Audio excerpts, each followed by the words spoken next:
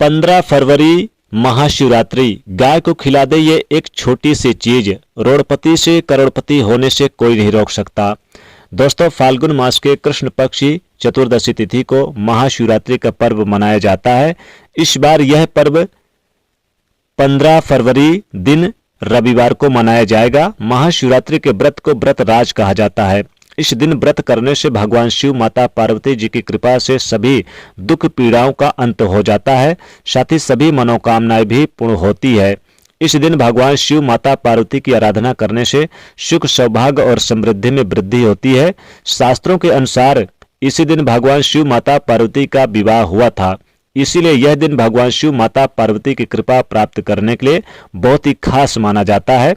इस बार की महाशिवरात्रि बहुत ही ज्यादा खास है, क्योंकि इस महाशिवरात्रि पर शिव योग, पारिद योग और पंचग्रही योग का अद्भुत संयोग निर्माण हो रहा है।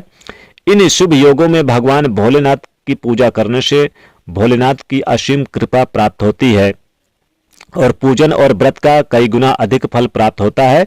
महाशिवरात्रि पर भगवान शिव और माता पार्वती जी का पूजन तो किया जाता ही है, साथ ही इस दिन गौ माता की सेवा करने का भी खास महत्व होता है, क्योंकि गौ माता में 33 कोटि देवी देवताओं का वास होता है और गौ माता की सेवा करने से 33 कोटि देवी देवताओं का आशीर्वाद प्राप्त होता है। साथ ही धन संबंधी समस्याएं भी दूर होती है, क्योंकि गौ माता में धन की देवी माता लक्ष्मी जी का वास होता है और महाशिवरात्रि पर गौ माता की सेवा करने से भगवान शिव माता पार्वती के साथ साथ धन की देवी माता लक्ष्मी महालक्ष्मी प्रसन्न होती हैं और धन धान का वरदान देती हैं।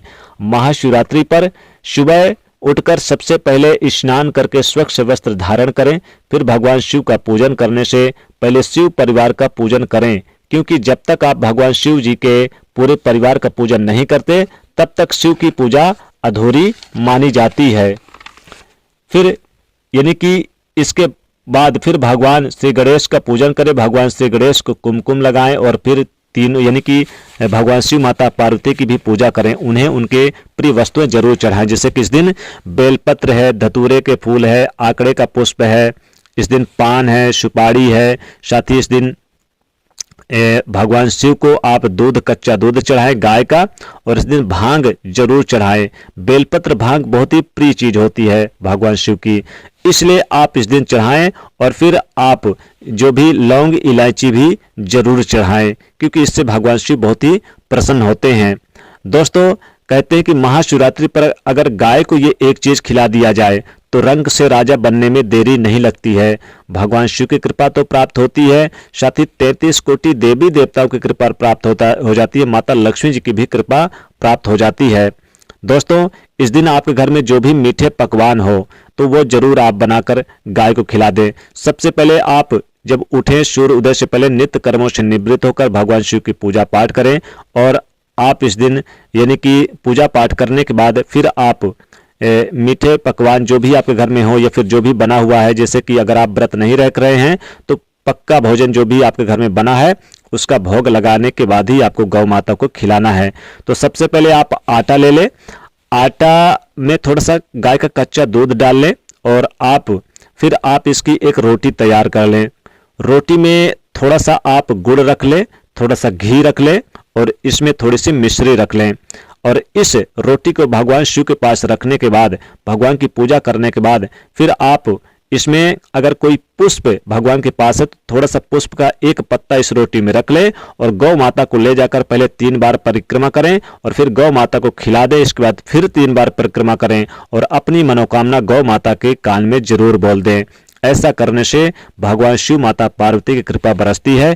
आपकी कोई भी मनोकामना हो, अधूरी इच्छा हो, जरूर पूरी हो जाती है। चाहे घर परिवार वाहन को लेकर हो, नौकरी व्यापार को लेकर हो, धन को लेकर हो, संतान को लेकर हो, विवाह को लेकर हो, प्रेम को लेकर हो, हर जगह आपको कामयाबी मिलेगी।